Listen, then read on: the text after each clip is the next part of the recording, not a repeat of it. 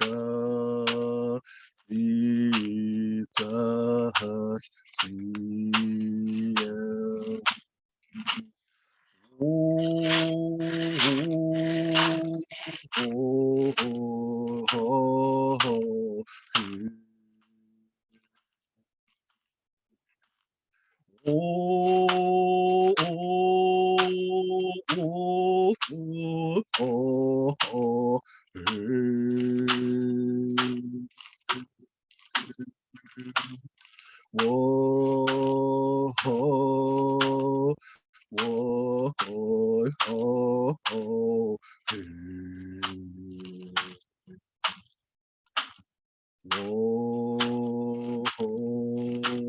whoa, whoa, whoa,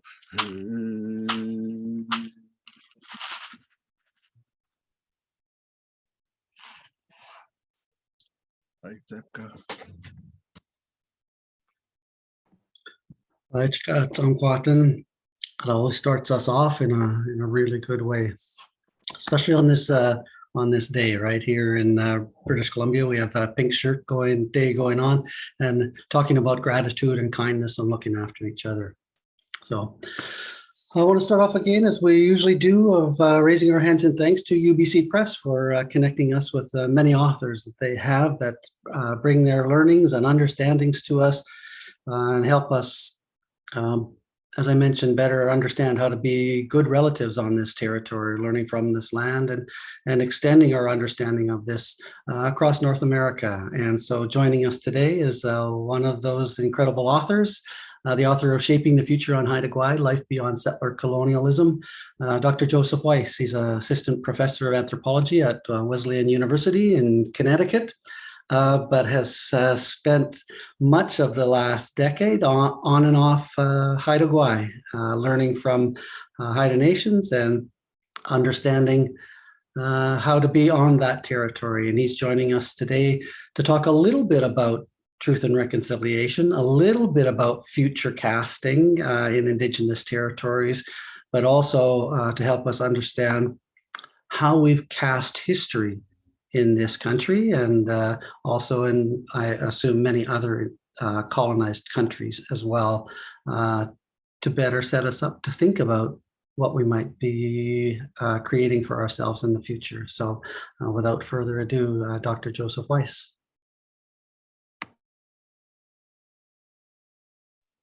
Thank you so much for inviting me to be here. Thank you, Lawrence, for the blessing and for allowing me to be on this territory.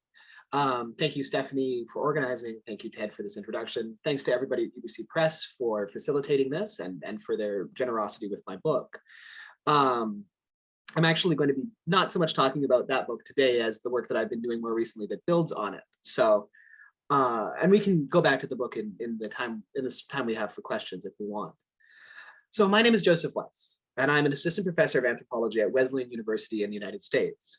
But I'm from Vancouver, and my primary personal scholarly and political commitments remain to the communities and sovereign nations on the coast. I'm a settler scholar. I know that that language can be uncomfortable for some folks, so it's useful to be clear on what I mean when I say that. To say that I'm a settler isn't to say that I am personally in support of ongoing colonial domination. Indeed, I try to be quite the opposite. It doesn't mean that I have personally participated in settlement processes, or even that my own family ancestors did so individually. What it means is that I am part of the structure of settler colonialism. I am part of a network of relationships that benefits from the dispossession of Indigenous peoples, from their lands and waters, and that maintains that dispossession accordingly, no matter how unintentionally. I grew up and went to school in Vancouver on the unceded sovereign territories of the Musqueam, Tsleil-Waututh, and Squamish nations.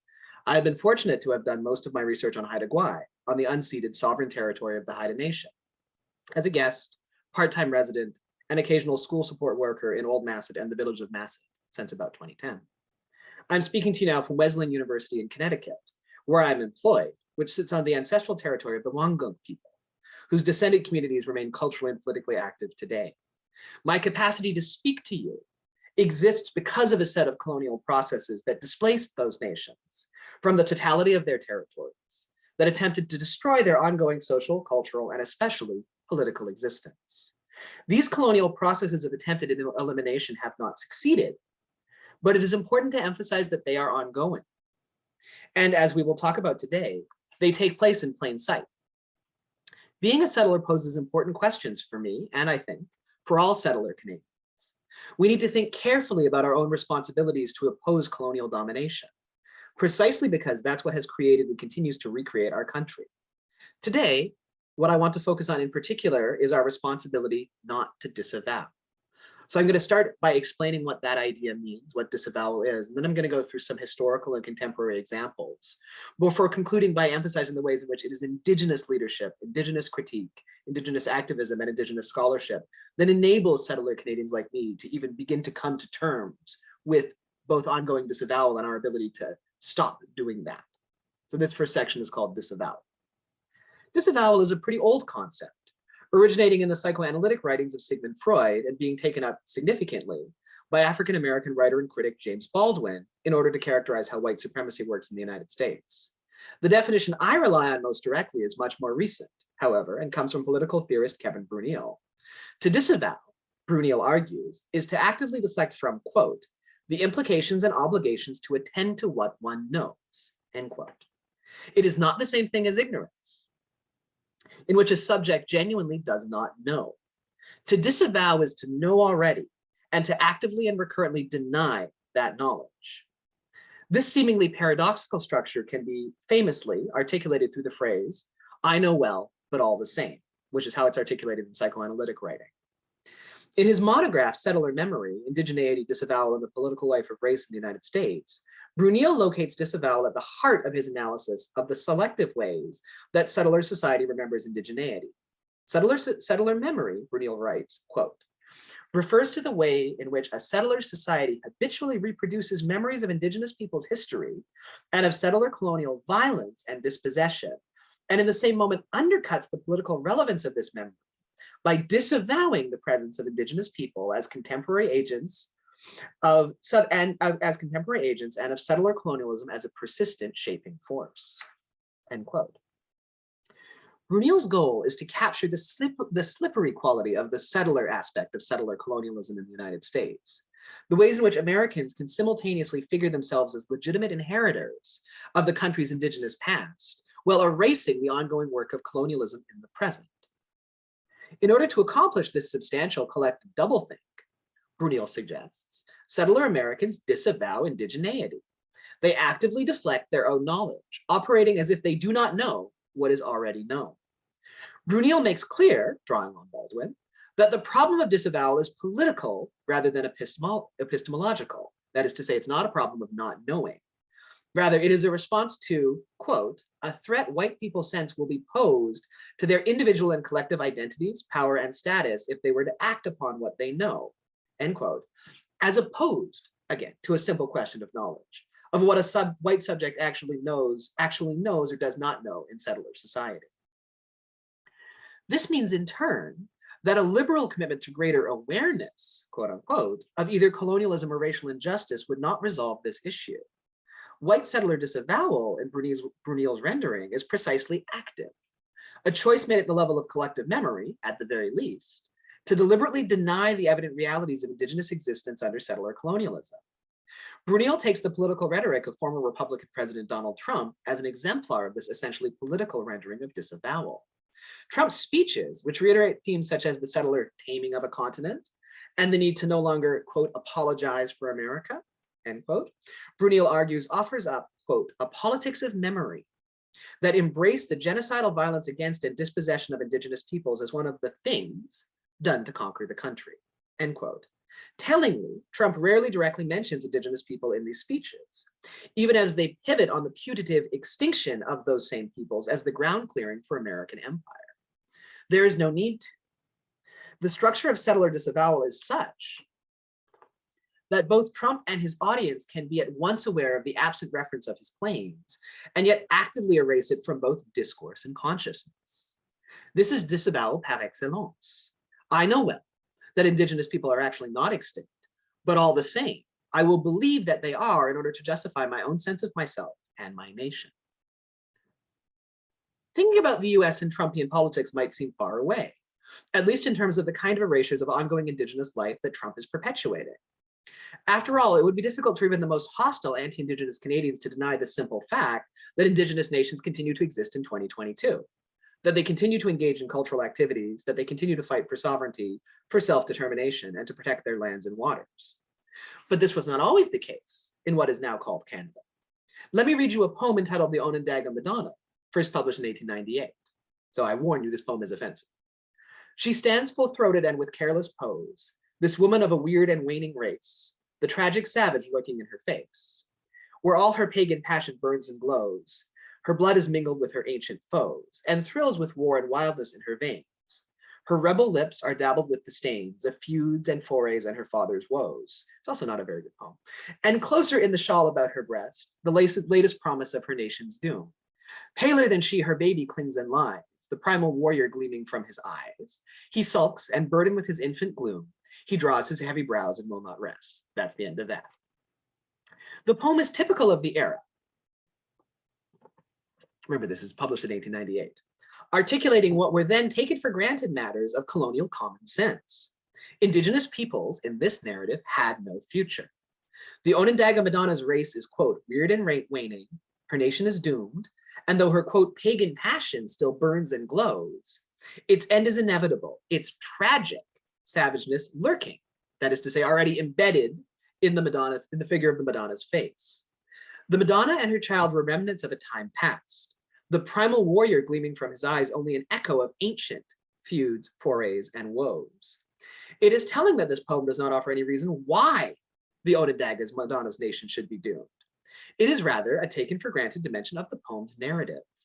For the author, the native race, quote unquote, was disappearing, whether this be through the literal deaths brought by colonial violence and colonial introduced diseases, or the cultural death of assimilation into settler society.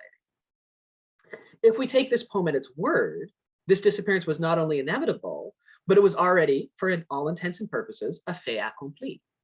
This was one of the most pervasive myths in Canadian society at the turn of the 20th century. Some of you might be familiar with the author of this poem, Duncan Campbell Scott. As well as being at the time a well-regarded poet, hard to know why, Scott was Deputy Superintendent of Indian Affairs in Canada from 1913 to 1932. In that capacity, he championed departmental policies and programs designed to ensure the, quote, assimilation of Aboriginal subjects into Canadian settler society. Here, for instance, are Scott's views on a bill proposed in the early 1920s that would allow for the immediate enfranchisement of First Nations individuals at the cost of their Indian status and any rights deriving therefrom. Quote, I want to get rid of the Indian problem. I do not think, as a matter of fact, this country ought to continuously protect a class of people who are able to stand alone. That is my whole point. Our objective is to continue until there is not a single Indian in Canada that has not been absorbed to the body politic, and there is no Indian question and no Indian department, and that is the whole object of this bill, end quote. Far from passively mourning the loss of an already doomed, weird and waning race, in other words, Scott formed part of a colonial apparatus that was explicitly attempting to make Native peoples disappear. Particularly devastating among the policies and programs championed by Scott was the residential school system, whose brutal violence and abuse becomes ever more apparent to settler Canadians, even as these things have been well known in Indigenous communities for many years. You see the disavowal happening here? Scott, as a poet, writes as if Indigenous peoples are literally doomed, that there's nothing that can be done. How tragic. As a political actor, Scott worked hard to make sure Indigenous peoples would disappear precisely because they were not disappearing. And Scott knew this, both as a poet and as a politician. The disappearance of Indigenous peoples, both as bodies and as political communities, is reiterated as an inevitable fact because Scott is doing the reiterating. In consequence, anything that Scott might do in his official role, however violent, is voided of moral salience.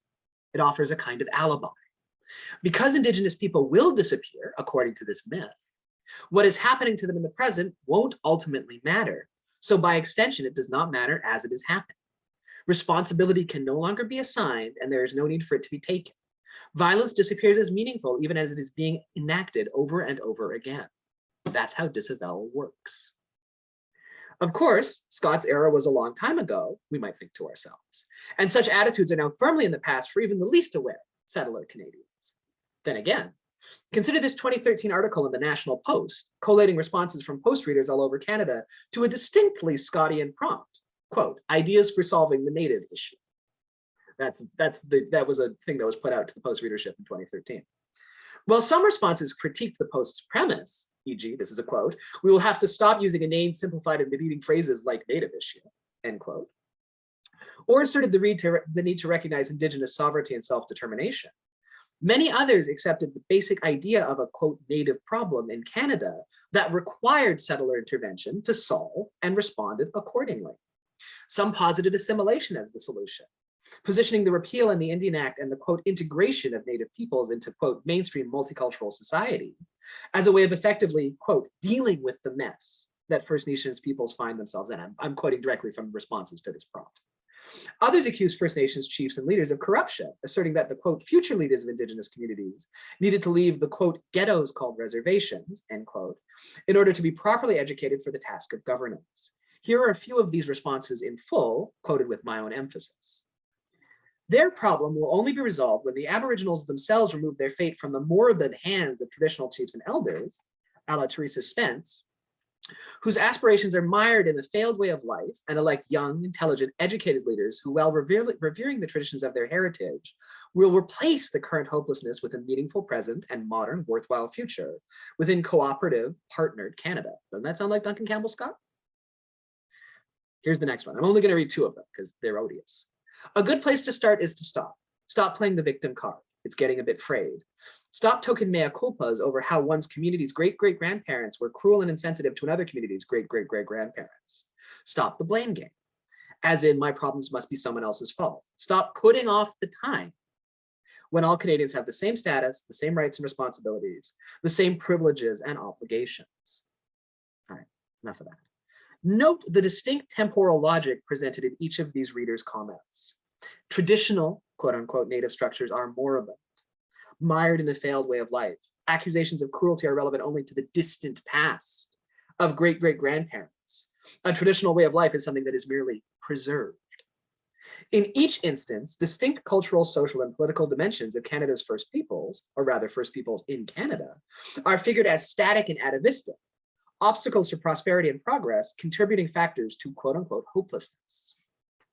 The corollary, as we've already seen with Duncan Campbell Scott, is a vision of a, quote, modern worthwhile future, end quote, located within settler Canada that is given as inevitable. An assumption that is clearly visible in the injunction to stop putting off the time when Canadians have all the same status, when we've all entered into this multicultural future, etc.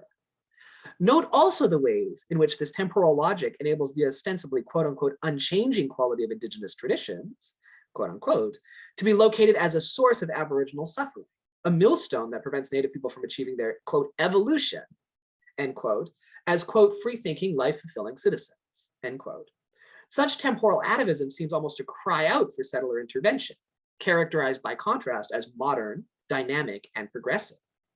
For many of the post's readers, then, the native problem is the problem of a permanent pastness, one that must inevitably and eventually be superseded by settler Canadian modernity. Note especially the one reader who claims that assimilation is not genocide, thereby quite literally disavowing the violence of the colonial project. Because assimilation enables progress, literally anything that is done in its name is, by that definition, non-violent, or at least necessarily violent, another distinct possibility in this kind of rhetoric. So the kind of systemic erasure of Indigenous political existence on the part of settler Canada is not entirely gone, even as recently as 2013, nor is the denial that such erasure is essentially and inevitably violent in its character.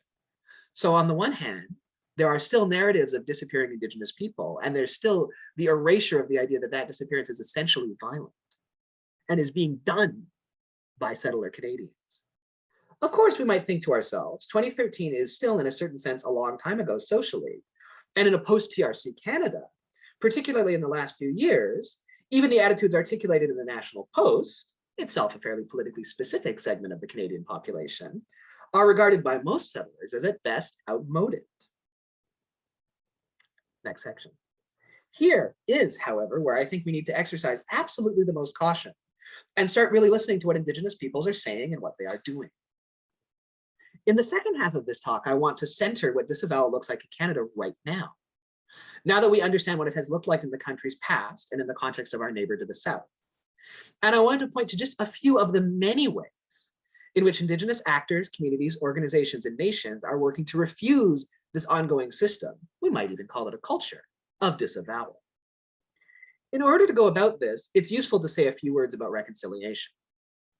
In the social sciences, we think a lot about how meaning works and how we signal meaning to each other. Language is part of this, but it's not just about verbal signs. It's the whole universe of semiotic processes that enable us to understand and reiterate our community with each other, our shared understandings of the world, our shared commitments, values, and so on. We all know this intuitively. The way you say hello to someone, the warmth of your tone, your body language, all these things convey complex social messages, both to the person you're greeting and potentially other participants in the interaction. This is possible because words, just to focus on words for a while, have both what we call denotational or semantic meaning and what we call pragmatic meaning in anthropology. The denotational meaning is the dictionary definition. Hello is a simple greeting used to begin an interaction. Tree is that brown and green leafy thing over there.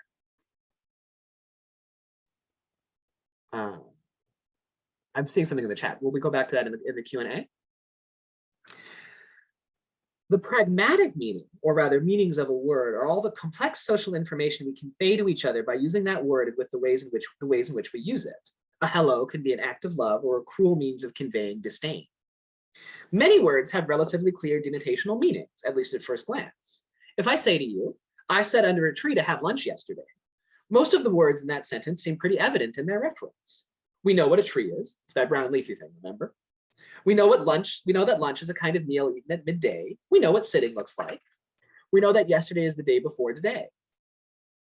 But there are some words whose reference is less clear or that can mean a lot of different things simultaneously. We call these floating or sometimes empty signifiers. Reconciliation is what we call a floating signifier. Its meaning is both overdetermined, in that anything to which we attach the word reconciliation is meant to be interpreted as a good thing in making Canada better, and underdetermined, because the reconciliation, the use of the term in and of itself, does not actually suggest any particular concrete actions or commitments on the part of anyone. This means that virtually any organization or institution in Canada can claim to be engaging in reconciliation, to give the effective sense that it is participating in a process of improving Indigenous settler relations. But there's no already defined rules for what actions or steps those organizations or institutions actually need to do in order to do reconciliation. This has the ironic effect of making it possible to reproduce the structures of settler society exactly as they have always been, but with the added rhetorical power of reconciliation to make it seem as if things are changing. That doesn't mean that this kind of ideological emptiness is the only kind of social work one can do with reconciliation. The TRC recommendations to which this speaker series responds are concrete guideposts to possible political, institutional, and social change. So are the tenets of the UN Declaration on the Rights of Indigenous Peoples. The very fact that reconciliation is a floating signifier means that it can also be taken up politically by Indigenous nations and critics of colonialism in order to fight precisely for concrete change. What it does mean, however, is that reconciliation is always available as a term that can be used regardless of whatever ongoing processes of domination a given institution might be involved in propagating.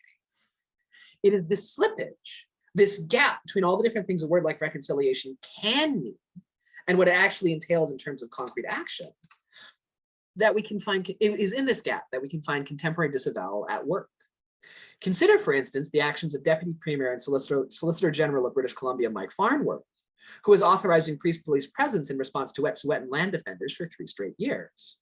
When asked to comment on this decision in December of 2021, Farnsworth's office responded simply that, quote, enforcement decisions are made by police. Politicians do not direct police operations in BC, end quote. This is one of many such statements made by the Horgan government to the effect that the provincial government does not directly interfere in police decision-making. In the meantime, the federal government has suggested that it is not their place to interfere in a dispute between the province and the Wet'suwet'en Nation. In the meantime, the RCMP themselves have suggested they are simply enforcing court-mandated injunctions. And on it goes. All this from organizations that, in the case of BC's provincial government, have legally committed to implementing UNDRIP, and in the case of other organizations, have at least made broader commitments to the process of reconciliation. 2 things are thus simultaneously true.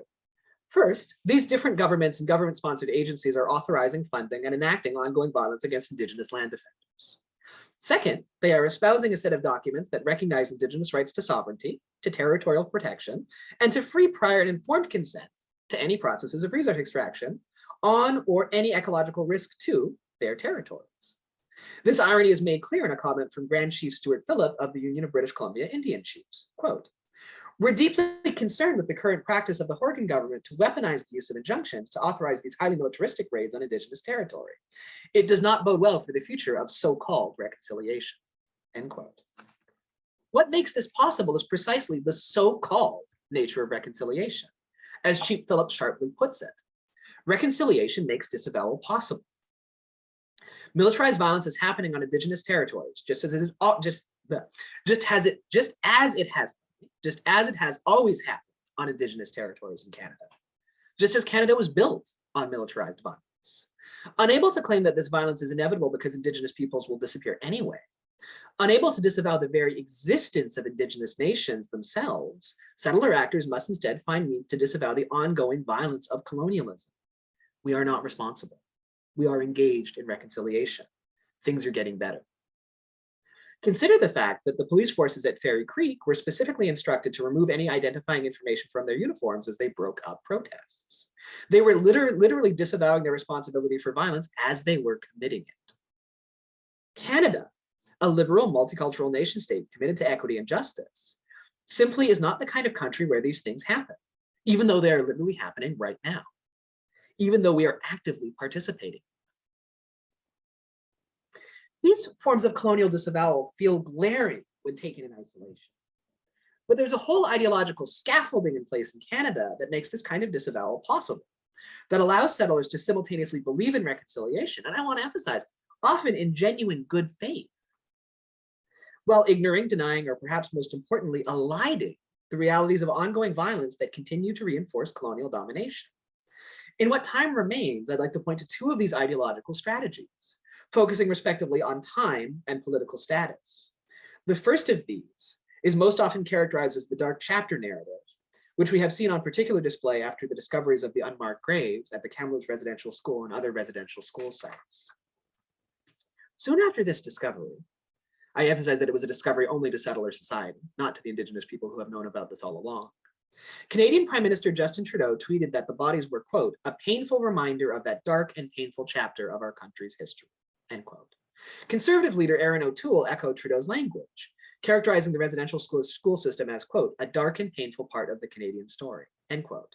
"It is our duty," O'Toole suggested further, quote, "to heal the wounds from this horrific part of our history," end quote. Both echo language that has become familiar to settler Canadians since the advent of Canada's TRC. The residential school systems represented a prior era in Canadian history, and it was a bad one. However, by force of our own settler acknowledgement of that history, we mark that chapter as closed, even as we are continuously reminded of it by new quote unquote discoveries of colonial violence. The graves found in Kamloops are one among many burial sites, some of which we have since uncovered. The remains of other loved ones and relatives remain to be found. We can see the same figure in, for instance, former Conservative Prime Minister Stephen Harper's 2008 statement of apology for residential schools, which begins with the phrase, quote, "the treatment of children in Indian residential schools is a sad chapter in our history," end quote. This is verbatim all over these kind of statements, that term. This is the discourse of what Elizabeth Povinelli, an anthropologist, has called the shame state. The state recognizes its past violence and in so doing displaces its ongoing forms of violence into that past, into the dark chapter that is now closed. It is no coincidence that Harper's apology ends by invoking the then nascent Truth and Reconciliation Commission as a means of addressing this sad history. Indeed, as a number of scholars have argued, TRC are the means par excellence for states to mark a historical break with a bad past, one that the current political regime has overcome by virtue precisely of being able to constitute a Commission of Inquiry or a TRC. Such formulations are perhaps particularly appealing in settler colonial states such as Canada, in which, unlike the classic example of South Africa, the current political regime is in direct continuity with the political order of the colonial past. This continuity is rarely lost on Indigenous subjects and actors, moreover. Take, for instance, Inuit Member of Parliament Mumalak Kokak's June 3rd response to Trudeau's tweet, quote, "colonization is not a dark chapter in Canadian history. It is a book that the federal institution continues to write," end quote. The colonization of Indigenous peoples, Kokak asserts, is an ongoing process, one whose methods might have shifted over time, but that has not in any sense ended. Kokak's refusal of the dark chapter metaphor pointedly identifies the disavowal that lies at the heart of the formulation. Disavowal, remember, marks in order to erase, enabling the disavowing subject to sustain a contradictory understanding of reality. The Dark Chapter acknowledges that violence against Indigenous peoples existed as part of the history of Canadian colonialism. In so doing, it represents colonial violence as a thing of the past, no longer part of Canada's story, except as something to be shamefully memorialized.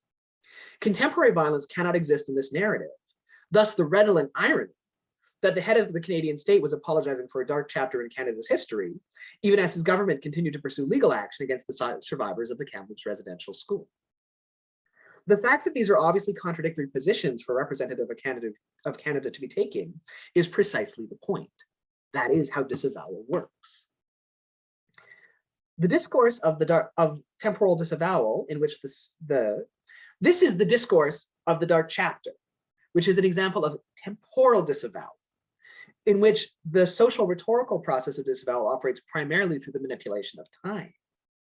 Unlike the older trope of the disappearing Indigenous person, the Dark Chapter does not disavow the existence of Indigenous actors to court. Instead, it works more subtly to suggest that Indigenous peoples are no longer the subjects of our ongoing domination. The Dark Chapter is over, and contemporary policies, such as the ongoing overrepresentation of Indigenous children in the Canadian foster care system, which Kwakwak has linked directly to teen suicide, cannot thereby form part of a continuous narrative of settler violence. They become fragmented, pieces of something that don't relate to anything else, rather than part of a continuous history of ongoing colonization. Thus, the endless surprise at discovering new violence against Indigenous peoples, because the temporal narrative is consistently fragmented, its continuity is consistently disavowed. That's time. Let's talk about politics. One support for the erasure of constitutive violence against Indigenous peoples, then, is to move it into an ever-receding colonial past, so that violence in the present appears effectively as a vestige from an era that is already over.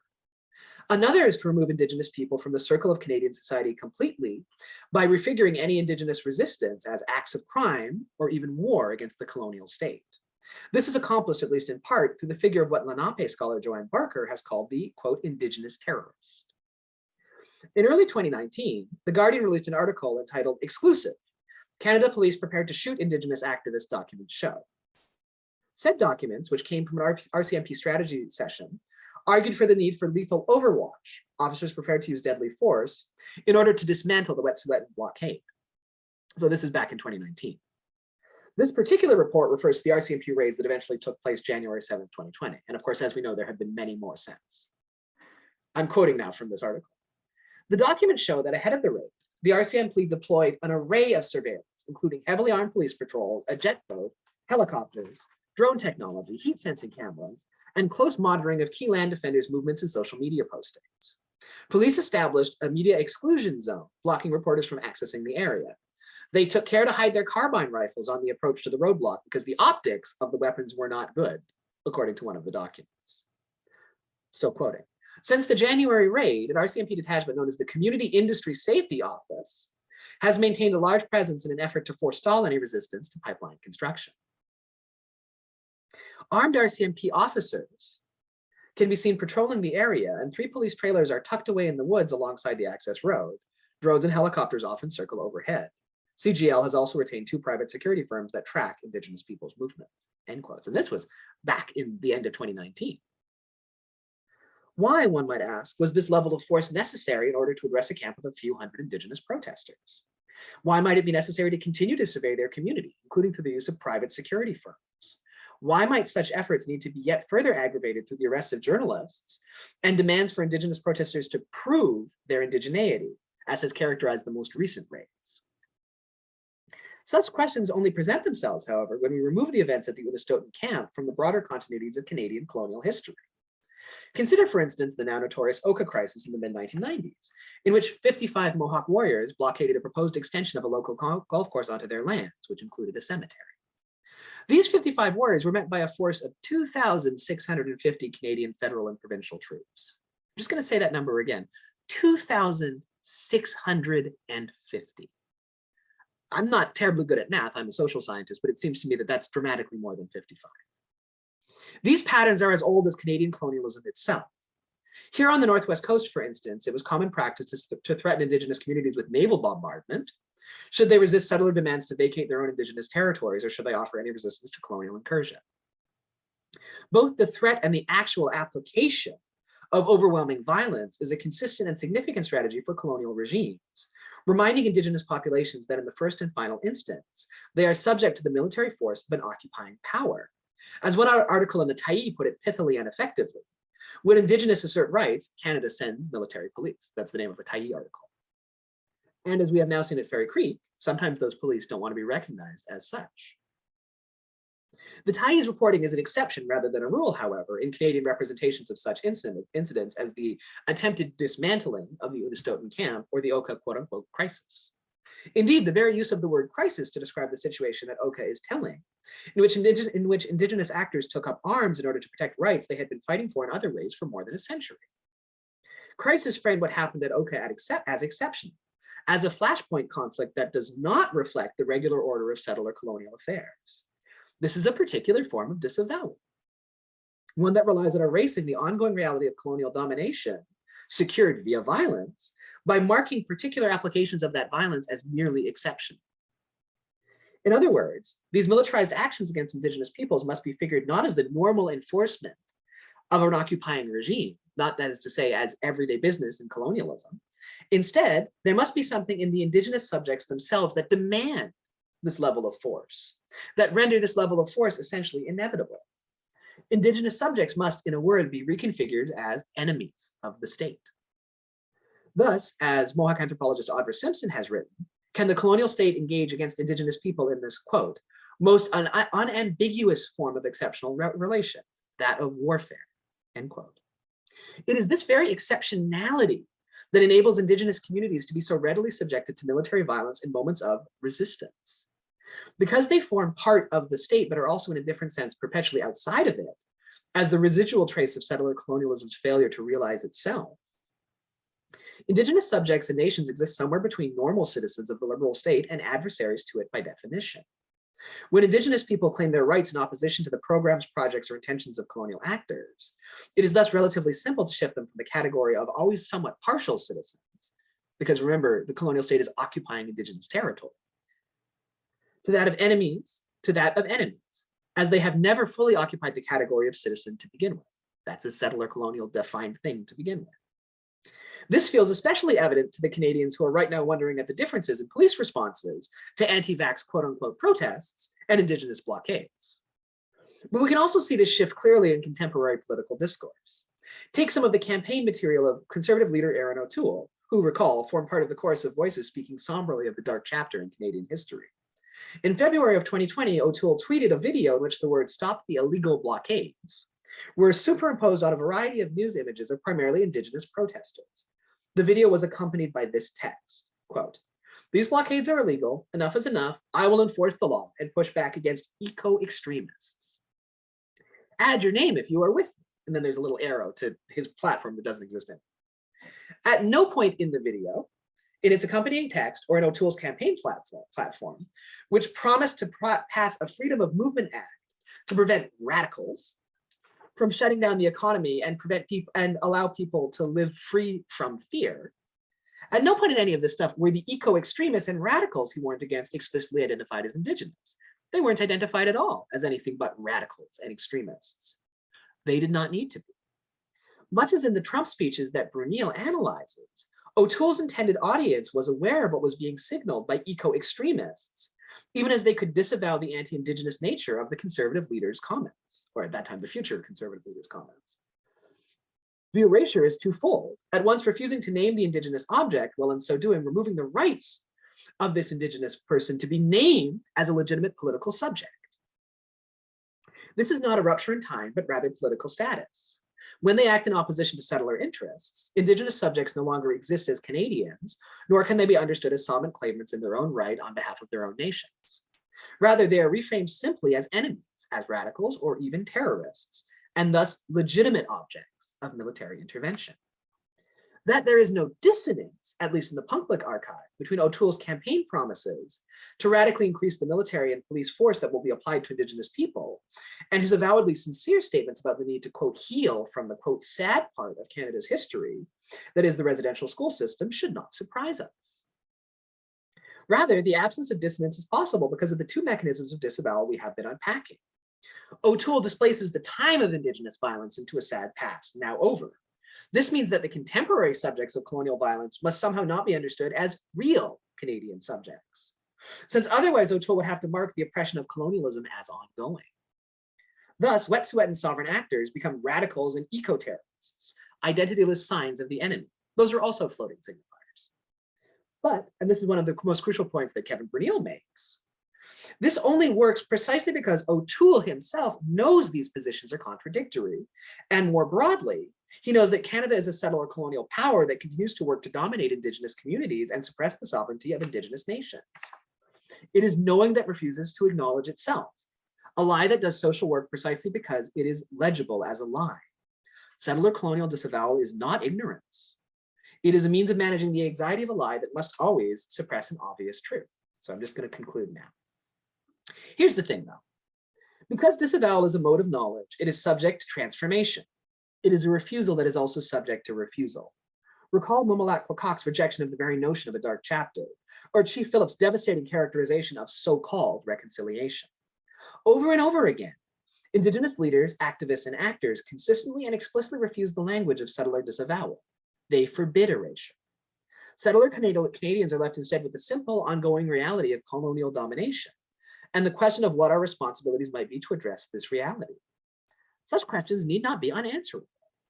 As much as the Indigenous critique we have discussed is concerned precisely with unsettling the dominant strategies and ideologies of settler colonialism, both at a political level and at an analytical level, critique also offers us alternative ways of imagining and understanding how life could be lived in contemporary Canada for Indigenous peoples and settler subjects alike. Indigenous critique generates possibility. In making this claim, I'm heavily influenced by Latan Simpson's recent A Short History of the Blockade, which originated as part of the CLC Kreisel lecture series at the University of Alberta. In her discussion, Simpson situates Indigenous blockades, typically sustained spaces of resistance against colonial excoriation and expropriation on Indigenous territories without Indigenous consent, as a mode of refusal of colonial domination. I'm quoting Simpson, and she's an Anishinaabe writer and scholar. Indigenous blockades are indeed a refusal of the dominant political and economic systems of Canada. They are a refusal to accept erasure, banishment, disappearance, and death from our homelands. They are indeed an amplification and centering of Indigenous political economies, Indigenous forms of governance, economy, production, and exchange. They are indeed a resurgence of social and political practices, ethics, and knowledge systems, and in this way they are a generative refusal. Refusal for Simpson is never just negation. Indigenous activists are engaged in the systematic rejection of Canadian colonial domination, of erasure, and of the expectation of their own death and disappearance. But this rejection is achieved precisely through what Simpson terms resurgence in this quote, and later refers to more broadly as affirmation. Through systematic engagement with Indigenous ways of knowing, thinking, acting, and being, activated in spaces and through strategies which oppose colonial domination. Blockades, as Simpson writes, are both a refusal and an affirmation of a different political economy, a world built upon a different set of relationships and ethics, an affirmation of life, end quote. It is this orientation to life as it should be lived, to world building, that defines Simpson's framing of the social possibility of Indigenous critique. She situates both her discussion and the Indigenous blockade she explores within a broader commitment to dialogical and respectful world-building practice that is always in opposition to the violence of colonial domination.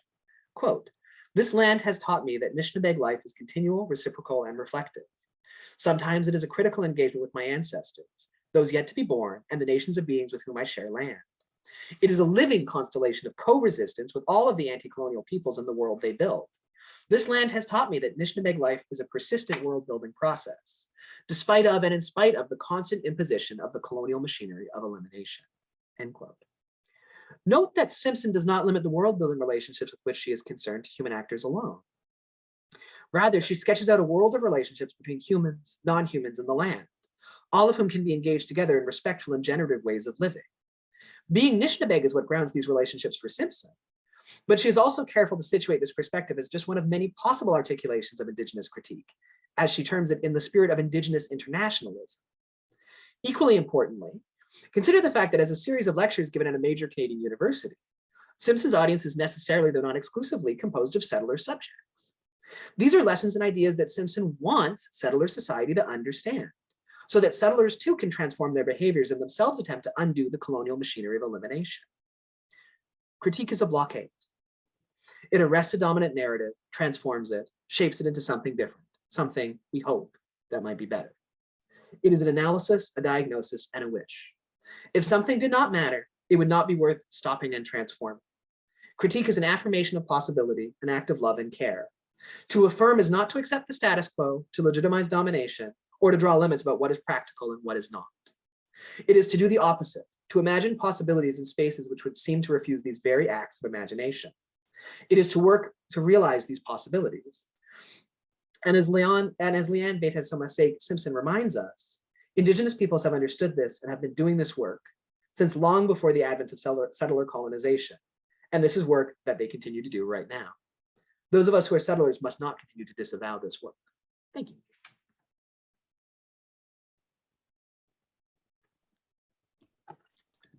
Thank you, Dr. Weiss. A well-earned drink of water at the end of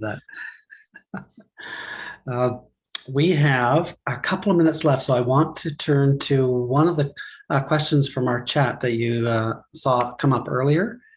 And it was from Sandra Selleck. Could Dr. Weiss repeat the source of the odious 2013 item he cited from the Post? So in 2013, the Post ran letters to the editor prompt that asked for responses to the Native issue. And then they collated those prompts in an article entitled something like "Response to the Prompt: What to Do About the Native Issue" from the Post readers. In my book, where I quote this more extensively, there's a specific citation to that newspaper article, and it's still pretty easily Googleable as far as I recall. I haven't Googled that article in a little while, but it should still be there. Yeah, it stands out. Yeah. And referenced in many authors, by many authors too, as a reflection of why we should close off those comment sections, which a lot of newspapers have done since then. There's an argument for that. Yeah, well. Dr. Weiss, I just want to thank you. We're coming down to the end here, and there's a few things that you talked about. And I'm this will probably be a sidebar conversation, but I'm wondering, you personally, how your perspective of the world changed because of your time on Haida Gwaii, or did it change, or were you on that path already? So what I would argue is that virtually everything I know about how to understand Canada as a colonial space comes from what I learned on Haida Gwaii, both in the ways people engage explicitly with colonial space and also in the ways in which they engage in everyday spaces with the limits and demands of colonialism. As a settler subject, I'm born into disavowal, right? I'm born into this system that invests itself in disguising the continuation of its own violence. And I went to Haida Gwaii after doing undergraduate work at the University of British Columbia in anthropology and reading Indigenous scholarship. So I was familiar with these things from that as well. But what I want to emphasize is that it is the work that Indigenous people are doing that enable a settler scholar like me to engage with these ideas as well. Mm-hmm. And in many ways, just trying to amplify what people are already saying and doing in my own way. On a personal level, to go outside of the framework of the talk, being on Haida Gwaii allowed me to discover I love teaching. I worked as a volunteer school assistant, which remains one of the most treasured experiences that I've had in my life. And those are lessons that I carry forward into university teaching and all sorts of different areas of my life. So there's other life-changing things there too, but the professional answer is the one I give first. Yeah, thank you. A few things that you referenced in there too stand out for me. Just the language that we use when we're talking about historical pieces. You referenced Prime Minister Harper's and others, words that they use that would like to close the door, even though those actions consistently carry on over time. So thanks for referencing that. We're involved, as you can see, even on our our website here about the Truth and Reconciliation Call to Action 57, about raising public servants' awareness around these historical pieces and contemporary pieces, with the hopes that that awareness will give us a path forward as individuals, but also as organizations, maybe not necessarily governments, but a path forward to create a different future that is more closely aligned to what we might view as reconciliation. But actually, just to create a different future than the present that we have right now. Our authors that have come in the past have referenced that challenge because they've contributed to it as well.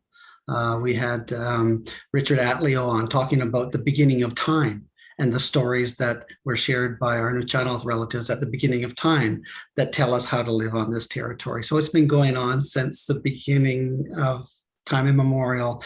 We had Sakesh Henderson talk to us about the challenges of being recognized as citizens in the creation of the UN Declaration on the Rights of Indigenous People. So the work goes on from the beginning of time to the halls of the United Nations. But they also go on, as you found, being in Haida Gwaii and in your role now at the university as individuals. And that's something that we try to do. I'm going to leave it at that and turn it over to Lawrence to summarize questions, just your thoughts to Tselkwatan. More than anything, I want to raise my hands to you for all the work that you've done and everything that you've shared with us and continue to share with all of your students. I could feel my mind going like this, like trying to understand a little bit more. And it really turned my head upside down a bit there. And I was like, whoa, because I've never heard it said in such technical terms myself. Because I work with 3-year-olds and 4-year-olds every day. So my capacity to hear what you're saying is a whole nother level of awareness and understanding. But it is very powerful. And I thank you for sharing it with us. And I hope that whenever the time comes, we can meet again and go further into this dialogue so that I can lift myself up and we can all, come together and nurture ourselves on knowledge. And I thank you for being here with us. It's a really important dialogue. So I want to thank everybody else for coming as well. I hope that you guys have received some good understandings and awarenesses and reminders, and that you rewatch the video whenever it gets posted onto our website or our YouTube. I know I'm going to have to watch it again, probably a couple more times, and start unpacking and dissecting it all and pushing myself to understand. So, Joseph Weiss, Aichka CM.